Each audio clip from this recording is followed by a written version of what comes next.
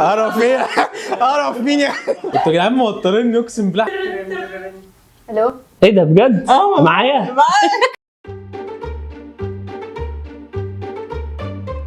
28 23 29 سنه 22 سنة 30 22. عندي 32. عندي 20. بتعتبر نفسك جندي ولا ميلينيال؟ جين زي الصراحه او متصابي احسن.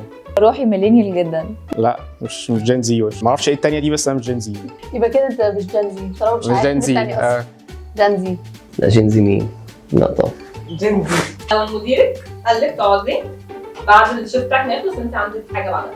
هلغي الحاجات اللي بعدها. ايه جدع، برافو عليك، ده بجد ده التصرف السليم.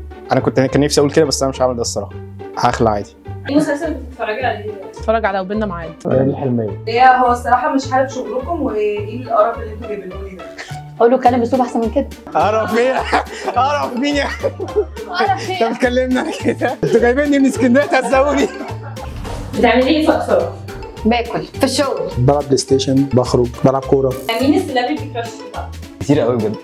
روبي كريس هامسورث. بتيجي الشغل الساعه كام؟ لازم. ممكن تحطوا شريطه بيضاء الساعه 12 باجي الساعه 12 ونص. انا المفروض اكون هنا 10 بس انا باجي 9:30. بتعملوا ايه اول ما بتيجي الساعه 6؟ انا لا، انا ما باخدش بالي انها جت الساعه 6. انا